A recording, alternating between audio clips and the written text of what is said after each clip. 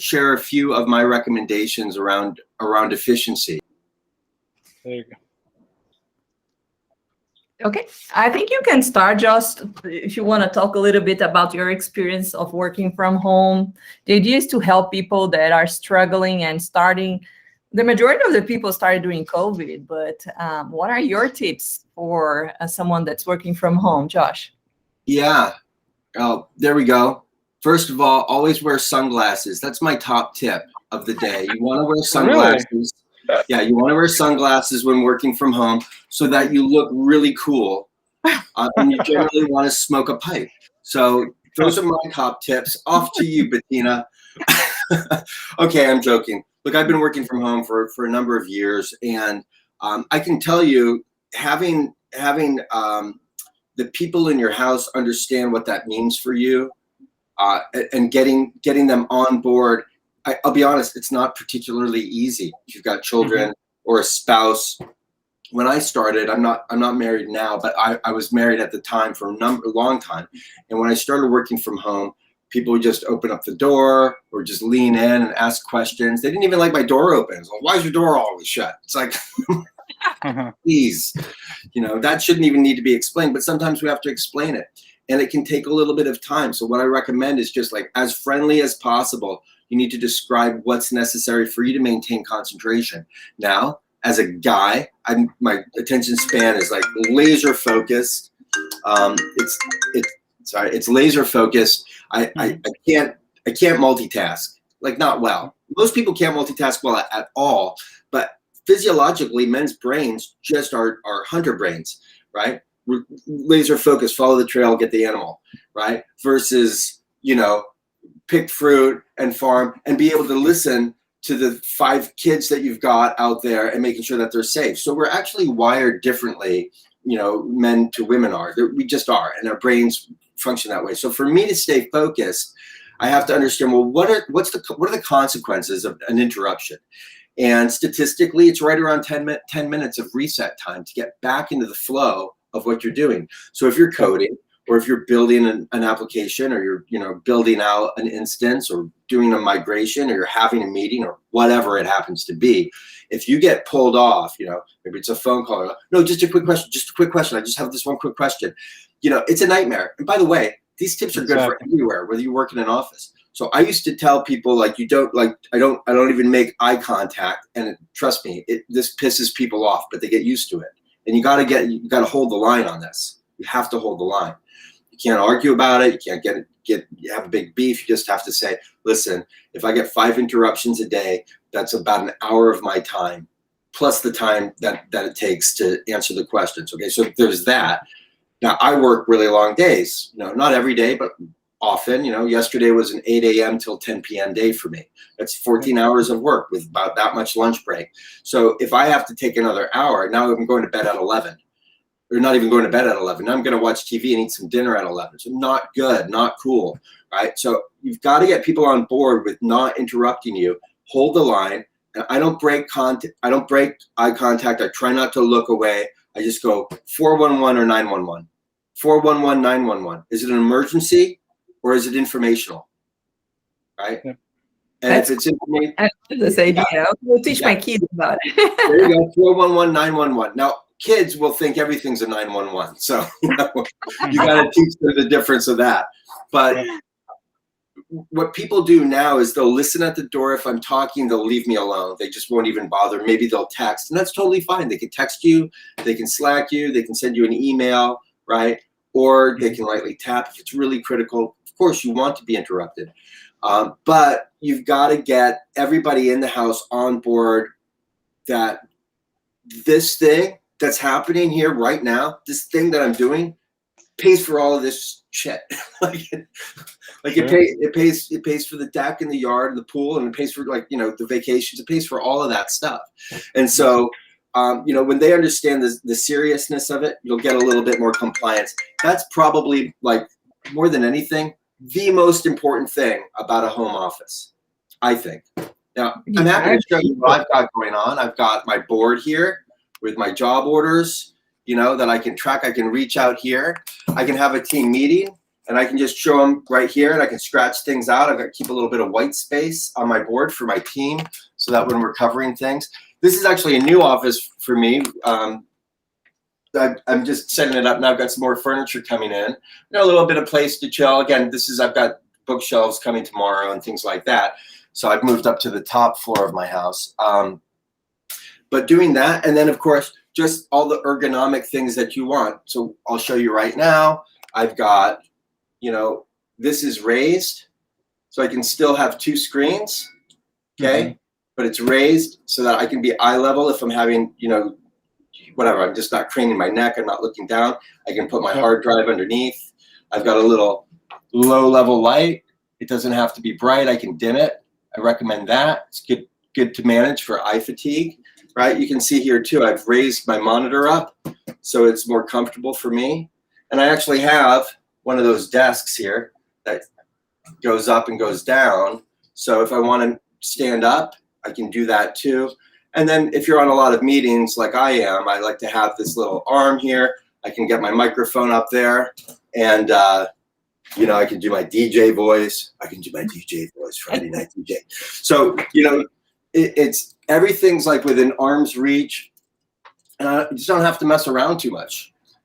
So that's what my setup looks like. I've got a little air filter, and everything's here. And then something else that can be really helpful when you're having meetings, lighting can be difficult. I have this little light here. It's just, you can recharge it. These are about $100. This is a nice one. You can change the brightness. You can change the color. Woo! Disco.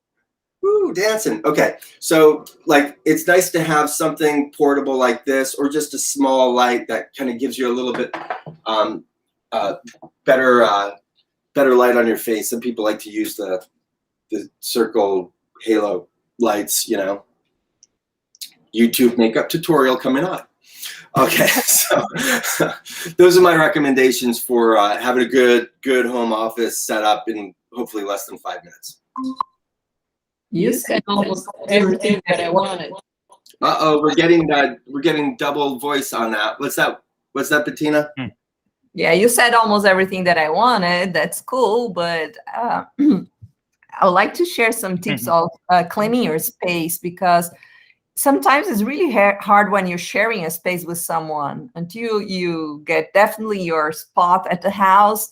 Sometimes we are working from our rooms and we don't have a specific spot. And for me, made a huge change when I really got my own office. I used to work on the basement together with my gym equipment, and it was not the same than having my own spot.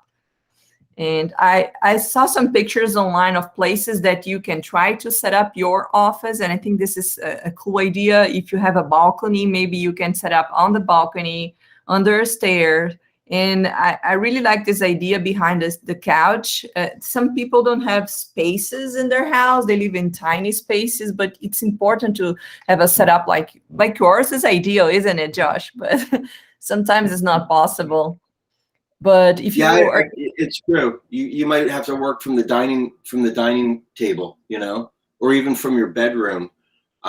You just don't ever want to have your bed. Like, I like this picture how the bed is behind. If you look at the lower right picture, they're in their bedroom, but the bed is you can't see it from the screen. And I actually purchased, I don't know if I've got a picture of it here, but I actually purchased a little roller desk. It's great. I actually got it for my drum room because I play drums. So do my sons. I got this little. It's just like a little. It's about that big, and it tilts like this, and it has a little ledge for your laptop, and you can have it next to your drums, so you can look at tutorials, or you can play music.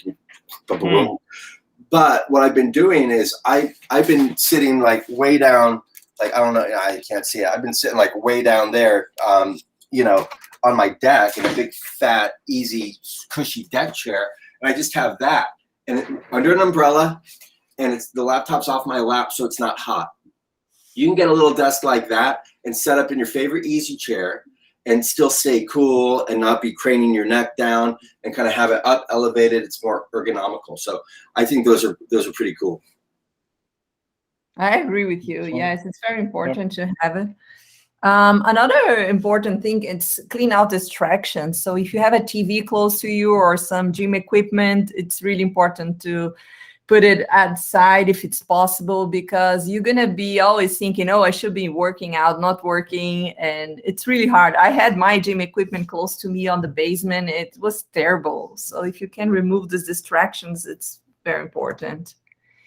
And this is something you mentioned, to level up your computer. Can you show us the device that you use to level up your computer? You bet. So this is by a company called Boyata, Boyata.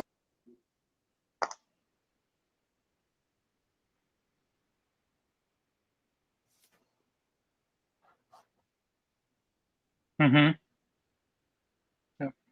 I lost his sound. Can you hear him? Yeah, can you guys hear me? Oh, yes, now.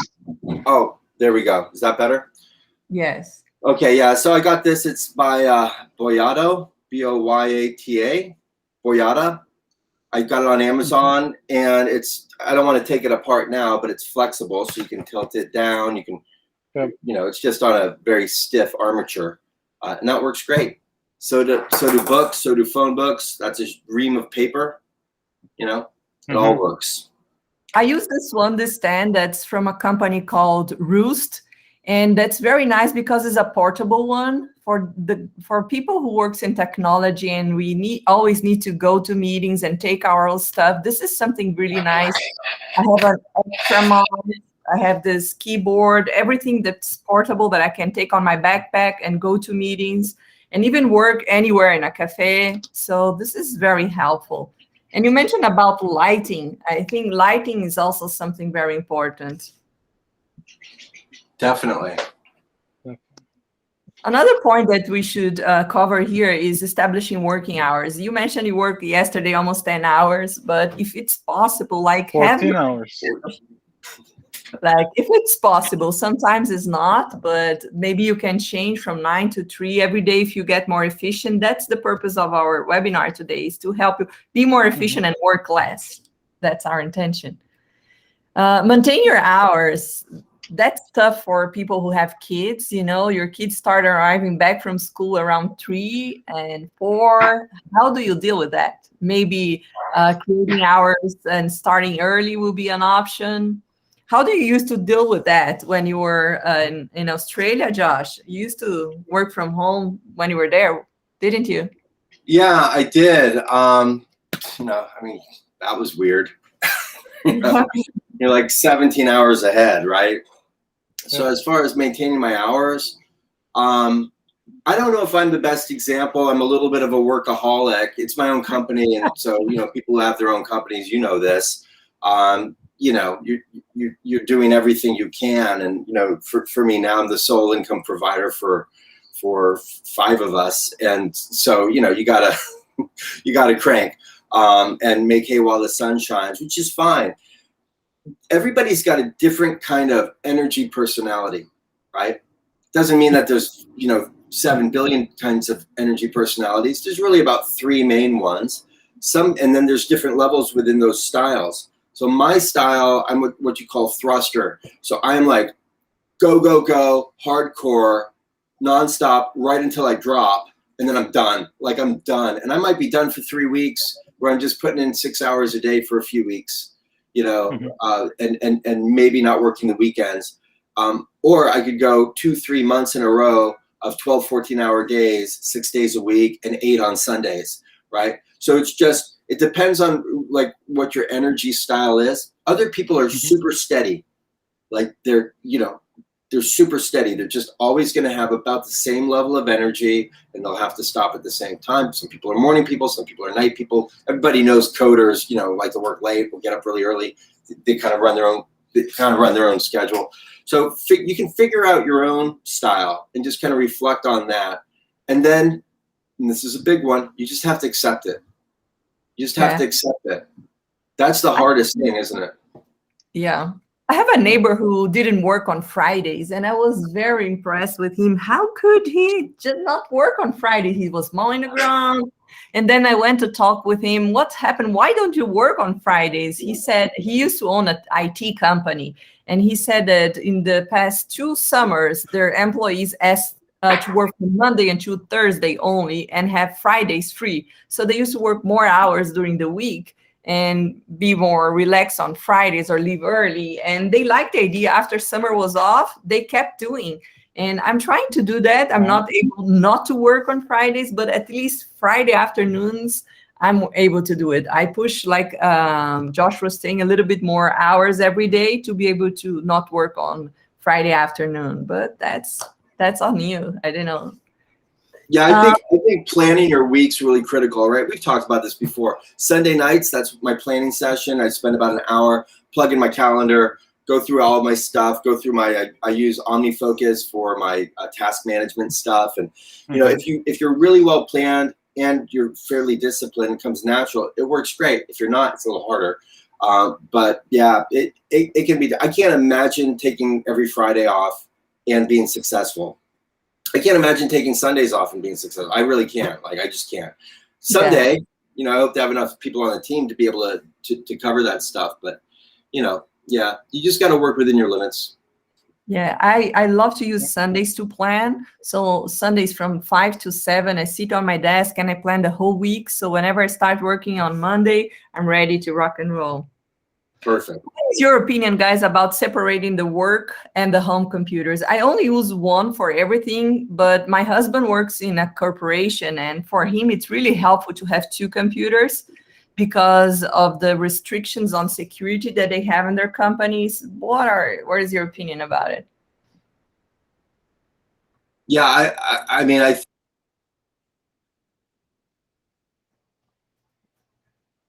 Can't hear. We lost him. I'm sorry about that. You muted yourself. I work off of one computer. I got an iPad, which was supposed to be like my work-free play zone. Didn't work. I still do work on that. If you're working with a corporation, you absolutely should have your own personal computer. You might want to check out things that are truly harmless, but that might be deemed, you know, risky for a corporation. And so I think it makes sense at least to have an iPad to play on, you know, just to do your own personal email, watch movies, that kind of thing. Yeah, my husband works for a big corporation and they got wrecked recently, and they asked for millions to let go all the systems and give it back, and he lost all his contacts. Thank God he had his contacts on his personal computer and was able to restart. But it's important to pay attention on this subject. This is important to maybe test different time frames. Sometimes it's important for you to pick up your kids at school, or you have an important networking event that you want to participate, and having a flexible calendar and be able to start working early. That's an alternative as well for people who have family or important things or hobbies. They want to do it during work hours. So that's another thing. Checking emails 3 times a day. This is, I read on an amazing book called Indistractable, and sometimes it's not possible. You have to be on top of your emails, but I try to check them at least 2 times a day if I can. But since I'm working as a coach, it's hard during sessions to interrupt and check emails. What is your approach, guys, to check emails? Yeah, I don't have that luxury, you know, at all. Like, at all. I just can't. Everything's in real time. Time kills all deals is the mantra for recruiting. And, you know, but there's a balance here. Like, one thing I don't do is I don't check the news, right? Like, that's my thing. I don't check the news. I don't get on YouTube. I don't go play drums. I don't do anything but work. When I'm working, I'm working. And that includes emails. So I think getting really efficient, having multiple emails for different things, being able to shut some of them off so that you're not getting maybe personal notifications, but you're just getting work notifications. You know, everyone's got their own preferred style of communication, and for my clients, it's all of the above. It's LinkedIn, text messaging, phone calls, and email. You've got to be paying attention, but you can get really stuck. I strongly recommend people who, you know, get sucked into, you know, I see some people's desks and they've got 2,000 red flags. You know, they don't manage their inbox well at all. The best practice is to get all of your emails completed by the end of the day every day. Yep. So you wake up and it's all fresh. I've gotten a little bit out of the habit. I'm right now 162 messages behind. I was 400 messages behind 2-3 days ago. So, you know, I like work really, like I'm just like, okay, it's email time. I clear out all the stuff I don't need. I flag the most critical ones. And then you try and get it down to 0. If you can do that, it's really good. And what I recommend, this comes from asianefficiency.com. They also have a really great efficiency podcast called The Productivity Show. I'm a lifetime member. I don't know what I paid, $1,000, $2,000, something like that, to be a lifetime member of this group. They've got great stuff. And a big thing is emails. Bettina, I fully respect what you're doing, like just checking 2 or 3 times a day. I would love to get to that point where it's like, okay, it's 12 o'clock. I'm going to spend an hour on my emails. Then I'm not going to look at it. I'm going to get more stuff done. I love that idea. I failed though. I can't do it. I've tried. I haven't done it. I haven't been able to do that yet. When I was less busy, great. Kind of educate my coaching clients on that for me, because it's a boundary that I really need to be focused when I'm in person with someone. That's why for me it works pretty well, but not for everybody. But it's important, whatever you decide. You said I'm 100% available on email. Let your customers and your peers know. If you're not, just let them know. Make agreements. That's the part of it. Yeah. That's true, and I do recommend people go to their notifications, turn off make sure your no notifications is on during your busy hours, right? Yeah. So I don't get pinged. My phone never pings with an email ever. It's only there when I want to check it, right? It's not automatic push. I've got to click on it and then all the emails will come in. That's a good way to protect yourself too. I think it's kind of hard to reduce to 3 times a day in my experience, but at least I'm trying to dedicate certain times for work. Like, okay, this is my focused work time. For 2 hours, I'm really not checking my messages or emails, because like once you're trying to get in the zone, once you lost, it's really hard to go back. So at least I'm trying to not get distracted during those windows of times. Yeah, I agree with all of you. There are some blocking softwares that help you be on top of your time whenever you're working, and also online timers. I'm old-fashioned. I have a timer here close to me. I use my phone as well when I'm working on my social media. I do social media power hour 3 times a week, where I really go into commenting and interacting with my followers. And I use the timer, because if not, you get lost. It's very important, the timer, if you want to be efficient, at least on social media. What do you guys do for social media?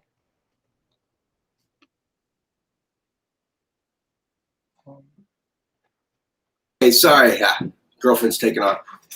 Social media, LinkedIn, man. It's just LinkedIn. The other thing that you can use is something like Smarter Queue. I don't know if you guys have ever heard about that, but if you're really trying to promote things, you can go ahead and schedule and queue up all of your social media posts in one location. I think Hootsuite does the same thing. There's some other platforms, Social Studio through Salesforce does the same thing. I happen to use Smarter Queue. I like it. Now, I used to have to manage all this stuff myself. I've got a marketing director. She takes care of it for me. She finds cool articles. I read them. I make comments. I kind of give my perspective, and then she tags it, pushes it out.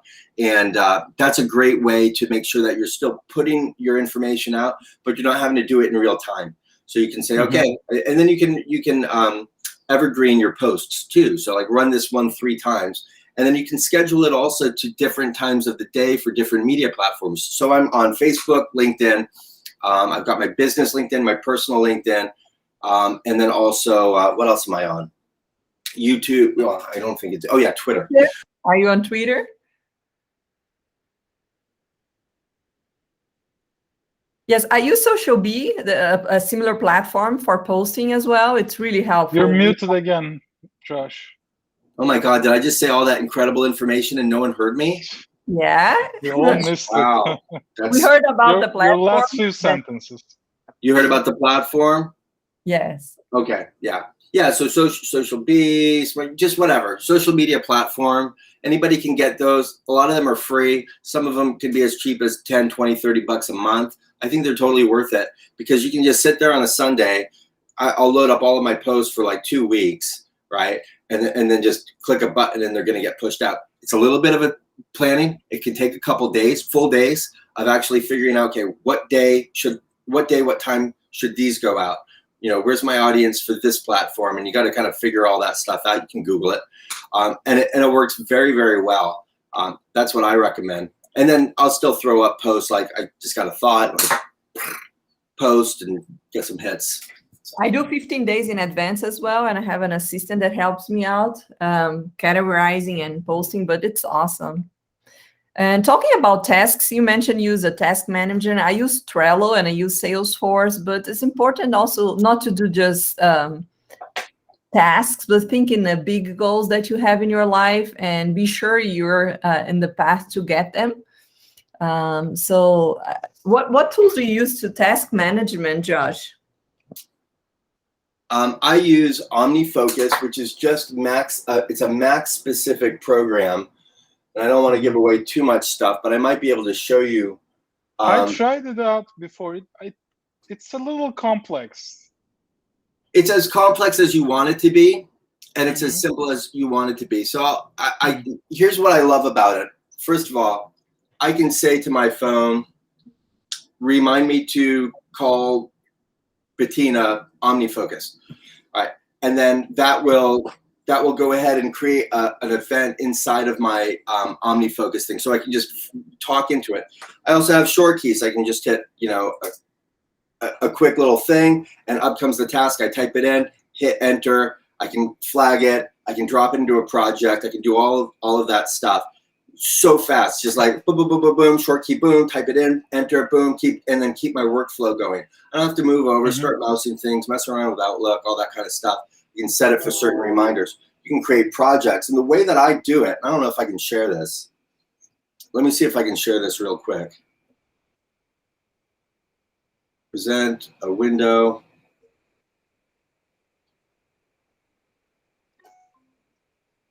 Okay. So you guys can kind of see here. All right. So here I've got my projects.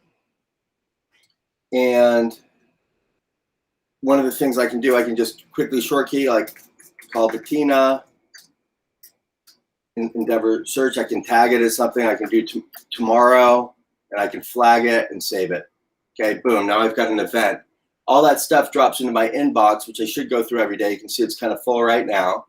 And then I've got all of these different groups. And the way I project manage this stuff, I don't know if you can see it okay, but I have for every group, like I've got my website, productivity and planning, training and implementation, personal stuff, content production, okay?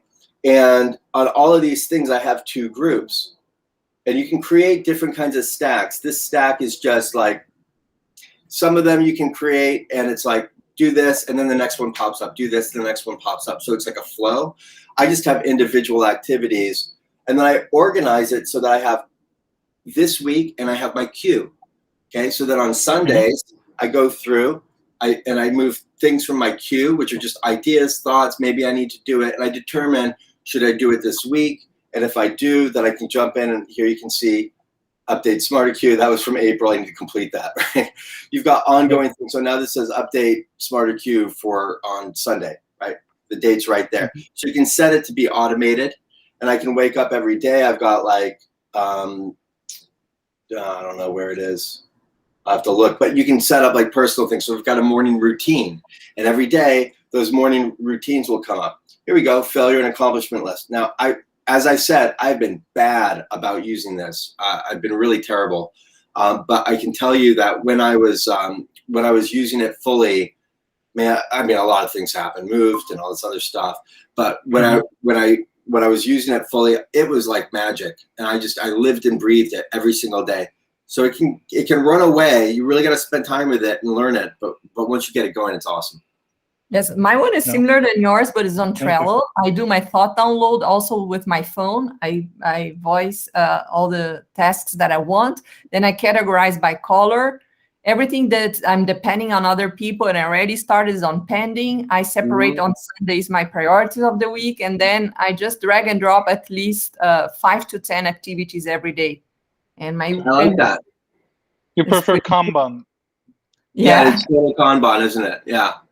Yes, here's content development. So things that I need to evaluate, value content. And I think the most important column here is a not to-do list, because we have so many ideas. We think 4 times faster than we speak and write. So sometimes we have a bunch of ideas that we cannot put in practice. So if you can on Sundays or any day of the week, just think what is not necessary to be done, just drop it here. So I have a bunch of things happening here. Can you guys see again my PowerPoint? Mm-hmm. Online calendars, that's obvious because sync with all of your devices. And this is something interesting that I think I will start implementing in my thing. Start small in the day and then go to a big project and finish small. I tend to take a while to warm up in the morning. So I like to start with easy tasks and then go to a huge task. I don't know about you guys, but if you want to have a big project right away, it's not easy.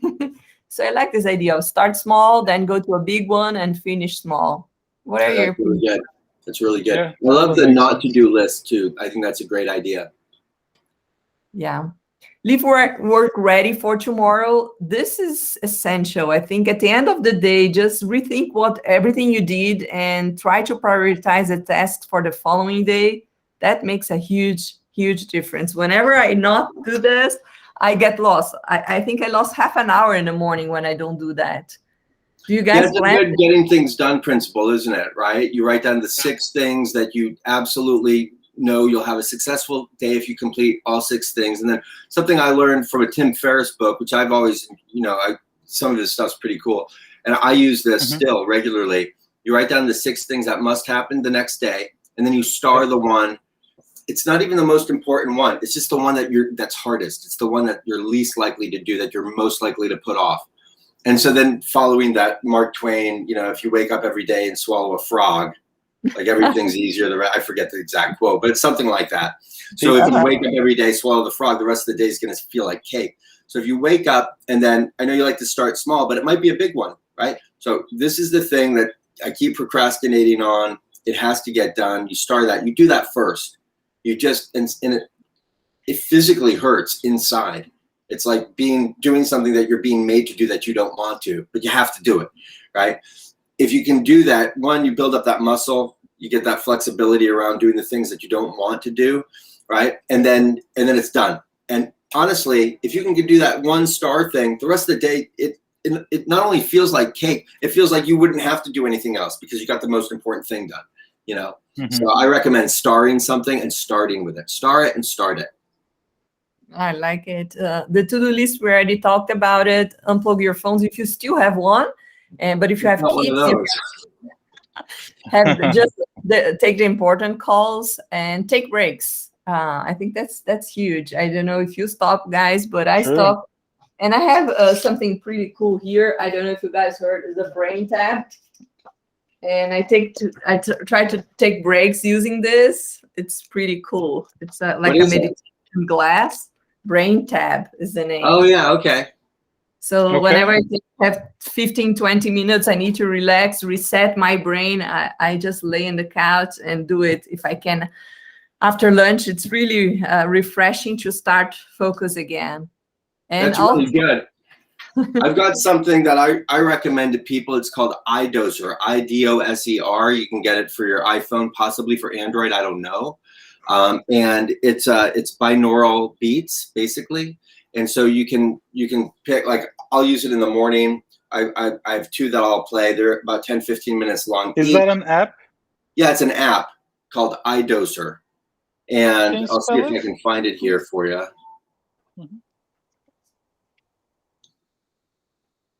So this is what it looks like. And I can come into my daily.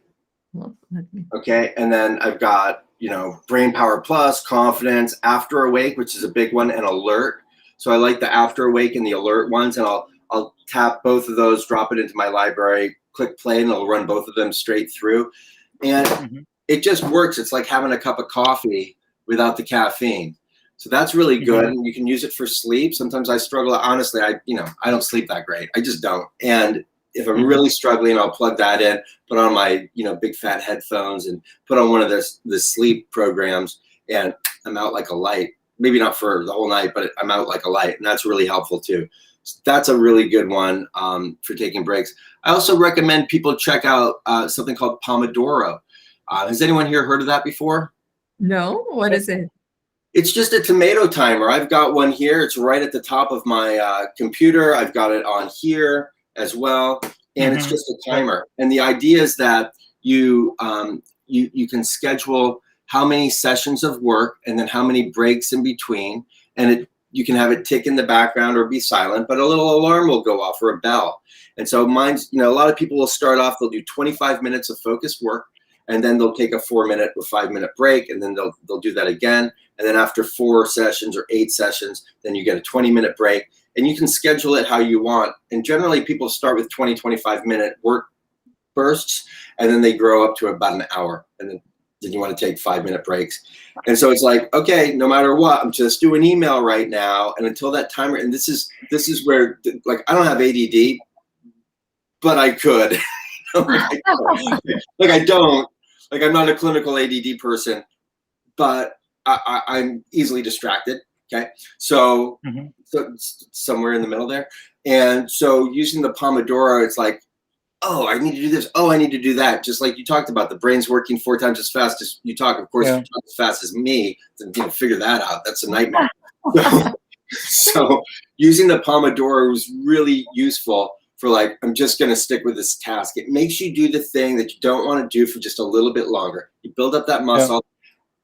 The hardest problem I've got with the Pomodoro isn't staying on task. It's when the bell goes off, stopping the task, getting up, getting a drink of water, hydrating, going for a walk, going for a quick skateboard session, something like that, whatever, to get the blood moving. So check it out. They're free. You can get them for free. Pomodoro or tomato timer, they might be called sometimes. I love it. Yeah, the one I use, I can see it right here. I'll tell you what it's called. About Be Focused Pro. I think I spent $4 on the thing. Be Focused Pro. It's my favorite one. I probably tried 3 or 4, and it's a really good one. You can have it on your operating system. You can also have it on your phone, and it can tie into some other softwares also. I'm taking notes here. That's awesome. Talking about limit work hours, the book that inspired me was the 4-Hour Week. I don't know if you guys heard about it, but that's what drove me to be focused and try to reduce the hours that I work every day. And I think this is the dream for everybody, to work less and be more efficient. If you can be focused, that's huge. And one of the secrets is to reward yourself. Like Josh just came for a vacation. I try every 2 months to take some days off too. And if you can plan some reward during the day, that's huge too. Like take a nap, a pro, be pro in rewarding yourself if you can. Yeah, if you've worked hard from like 7 a.m. till 10 a.m., just smoke a joint and relax. I agree with you. And keep a household to-do list. That's huge for females, I have to say. We have so many roles, like you mentioned at the beginning. We try to do a lot of things at once. So if you're focused on working and something comes up, you have to grab this on the supermarket, or you have to take kids to the doctor, I don't know, schedule the dentist appointment, just put it on your to-do list using the voice recorder. That's huge. And take care of this later. That's very important. Yeah, that's really good. I don't think totally people actually know about reminders, right? Because you don't have to have OmniFocus to leave a reminder. You can set it up on your iPhone, right? Yep. There's my kid in Hawaii making a funny face. So, you can say, remind me to call Bettina tomorrow at 10 a.m. Yeah, Okay. even if you have an Alexa at home, you can talk to it. And there it is. It's on. Yeah. It's in my system, and I'll get a reminder at 10 a.m. to call you, and I'll probably be like, why do I have to call her? Yes, music for some people is essential to work. For some of them is distraction. But depending on the task that you're doing, a nice playlist is really helpful. And my daughter just showed me on YouTube, there is a bunch of playlists you can keep playing, and like a cafe, like a French environment. It's so cool. The nature.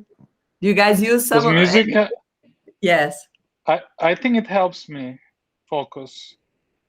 Certain types of music. When you're doing trailhead, can you listen to music at the same time? Yeah, absolutely. Oh my gosh, you are a great developer then. No, I mean, it has to be instrumental. It has to be in the background, not very complex noises. Like very, there are those music pieces on YouTube, like 3 hours long, lo-fi, just some sort of sound in the background. And I didn't believe when I read it for the first time, but when I tried it, it actually helps me focus. That's cool. I think it's helpful. Josh, I bet you go play your drums, and you're more radical on that. Well, no, when it comes to music and work, I tend not to mix it too much. But if I do, particularly if I'm having problems with focus, what I do, I use Spotify. I don't use Pandora. I use Spotify. And you can go to Spotify and just type in focus, and you'll get dozens of different playlists. Some might resonate with you. It might be light piano music. Some might be more electronica. And then there's someone on Clubhouse I really like that I listen to. It's called All Day Dreaming Radio, co-dreaming productive beats. So that's always up here at the top for me. I don't know if you can see it. Looks like this guy in an astronaut suit, and I just it's a Spotify. It's on Clubhouse. It's just on Clubhouse. Sorry, Clubhouse. Yeah, so you can just tap on that, and you can see, not a lot of people are listening right now. That's interesting use of Clubhouse. Let's see. I don't know if it's going on right now. Usually it's going all the time. But that's what I recommend, All Day Dreaming Radio. Right? I just took notes. I'm taking notes, a lot of notes. And I believe it's actually music for ADD. Oh, to kind of keep you focused. I think that's what it is. But you can find, you can type ADD, you can type in focus music, you can type in all sorts of things. Just play around with it, see what works for you. Yeah.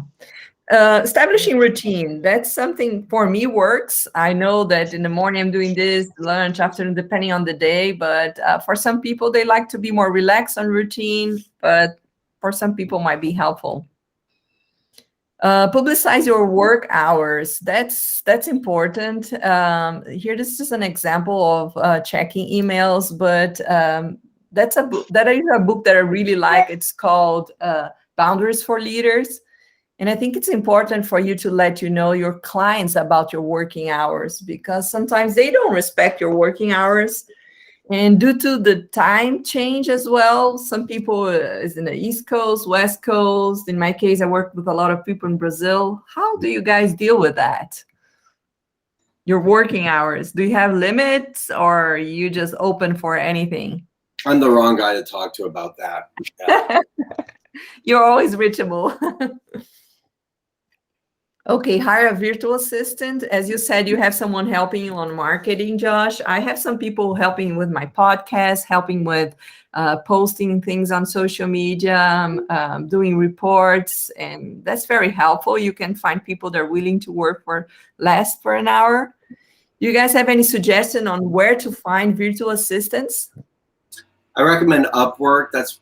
That's my platform of choice. I've got I've probably had 4 or 5 different people help me out. Some people have been with me for over 2 years, and they're still on I still pay them through Upwork. You can monitor their work and their work hours. You can see screenshots and make sure that they're doing their work if that's of concern. So yeah, I have right now 1 full-time virtual assistant. I have 1 part-time virtual assistant. I have someone on Upwork who helps me with SEO for my YouTube channel. I also have a copywriter that I use sometimes from time to time, just for editing and that kind of thing. But I think it's great. You can find web developers on there, people to help you if you want to build out a ClickFunnels or something like that. You can find them on there. You'll pay anywhere from $4 an hour up to $30 an hour. It just kind of depends on what you want. The critical things with working with a virtual assistant, I think, is number one, if you're going to go overseas, I would strongly recommend working with the Filipinos, people out of the Philippines. I've tried other nations and I've had some good success there. I've got some people in India who help me out with data research and things like that. But when it comes to actually like just like the person who's going to always be there, wake up on time, it's not too much.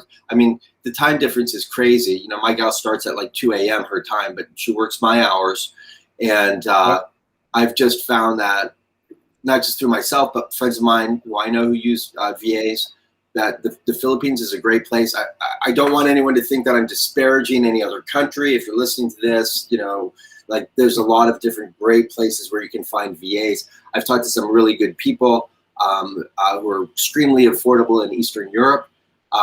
It kind of depends on what coast you're on, right? Like, so where you are, it might make more sense to work with folks in Europe or Eastern Europe. For me, I'm on the West Coast. The Philippines works just great. Right? So I strongly recommend it. Anywhere from, I think I pay roughly about between $4 and $11 an hour.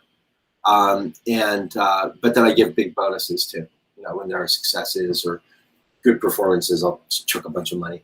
So great. Thank you, Josh. Yeah. Learning how to say no. This is in regards that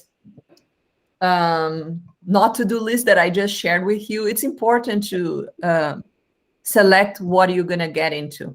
So the projects you're gonna accept and what you guys are gonna say no, because we cannot handle everything that comes to our lap nowadays. Due to the globalization everywhere, people are asking us things, so it's really hard to say no, but it's important.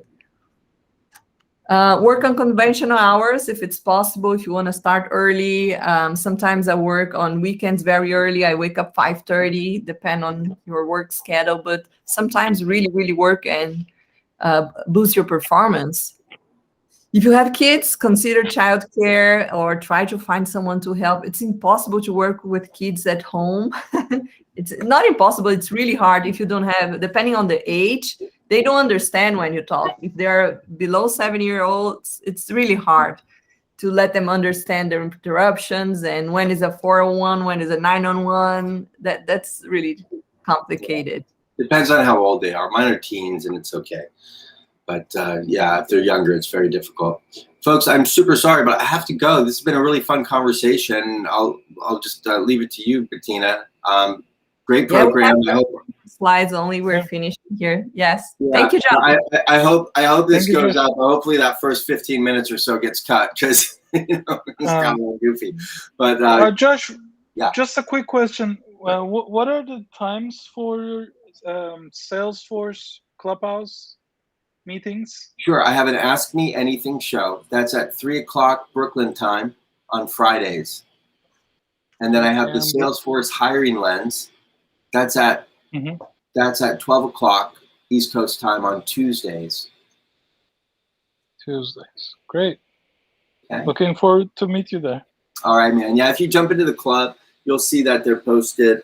I don't know if I've posted the Tuesday meeting yet, but you'll see my meeting for Friday. And if you're not too familiar with Clubhouse yet, but I strongly recommend you jump in. Right, you go to it says upcoming, right, or you search for the event, and then you have to click the bell. There's a little bell. Yep. Right here. Click the bell. That way you get reminders. Okay. Exactly. I'll do that. Yep. All right. Take care, everybody. Pleasure. Thank you. Thanks for having me on the show, Bettina. Thank you. All right. So just to finalize this important, organize your contacts. As I was saying, maybe your company can be wrecked and you can lose all your contacts. Well, I recommend you to use an app where you can scan your business card and you can upload directly to your contacts and to Salesforce at once. It distributes to the two channels. And it's really, really helpful whenever you go to fairs, whenever you meet clients, instead of typing, just use the business card reader and organize your contacts. Organize your Do computer. you recommend a specific app for that?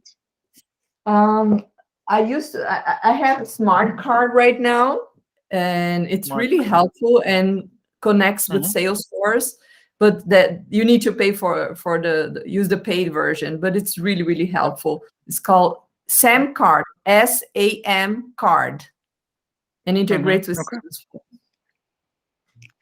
So one of the last tips here is organize your computer files, because whenever you're sharing, today is very common for us to share folders on Google Drive or Dropbox, different tools.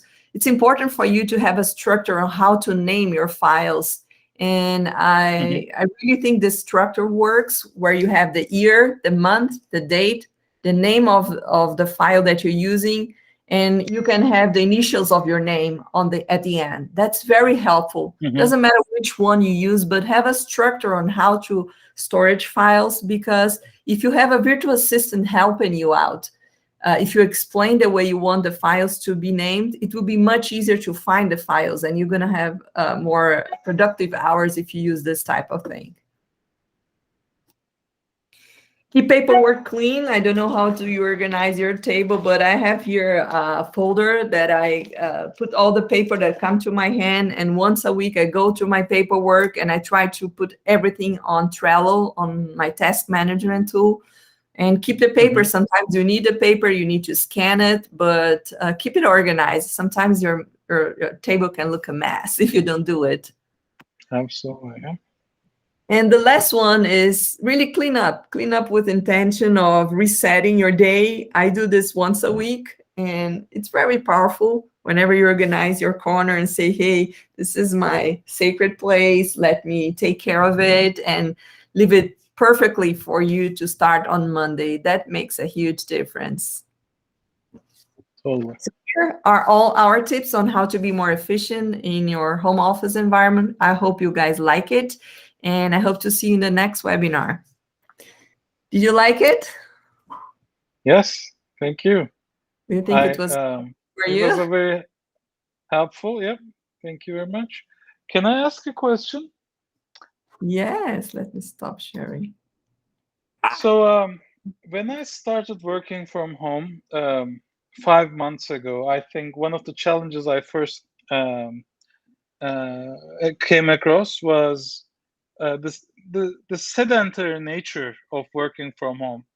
When I was going to my workplace every day and I was moving around throughout the day, it's some sort of exercise. Now working from home, there's no commute, and I'm not that much active throughout the day.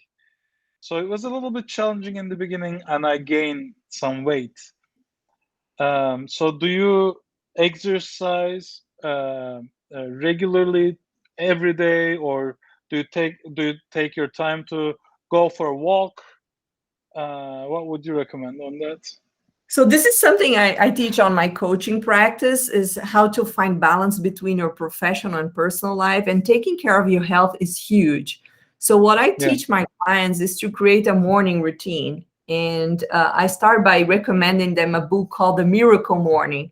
If you want to read this book, it's awesome. So this book helps you create a morning routine, and I do this every day. And you can do this morning routine in 30 minutes, 2 hours, 3 hours, depend on your availability. But it's so important for you to recharge every day, Akif. Makes a huge difference. So you can choose any type of exercise. I use a program called Beachbody On Demand, because here in Colorado, we have at least 6 months of the year that's snowing and it's winter and we don't want to get out of the house. It's really complicated. And for people who have kids, sometimes you lose time going to the gym and coming back. So Beachbody, it's an app that you can use on your TV, your smart TV. I use on my iPad. And they have every 2 months a new program, and they have already more than 140, I think, exercise types over there. And you just go and follow and do it at home. I do it every day, like 30 to 45 minutes. And there is a huge community there motivating you, making you move forward. it's really helpful. I recommend you to taking a look on Beachbody. If you want, post your email here. Okay. I can follow. I can send you some links that you can take a look. Right. And it's really helpful, Akif. I think it's important, and it's important to be done in the morning if you can, because once you get rid of it and you focus on your work, you focus on your trailhead, then the day goes smoothly. And an amazing book, Akif, that you should read is called Compound Effect. And the compound effect affects our whole life. So being sedentary, not exercising or not eating healthy can cause a huge problem in the future. The same way as you do a little bit every day, it doesn't need to be much, 10, 15 minutes, a compound effect will make this huge in the future. Saving money. So this book, Compound Effect, really made me realize that a small effort is really worth doing. Yep, I saw that book before, but I never had a chance to read it. I'll read it. Thank you. Okay. Are you on Meetup? Yes, I'm on Meetup, and in fact, I found this event through Meetup. Okay, so if you want, you can post your email there. It's easier, and I will share with you the links that I mentioned afterwards. Okay, wonderful. I'll do it. Thank you, Akif, for participating. Thank you very much. Thank you very much. Recording, you can share with your friends. I'm sure this video will be helpful for many people. And thank you for being part of our community. Thank you very much. It was a pleasure. Thank you. Very nice to meet you. Nice to meet you too. Bye-bye. Bye.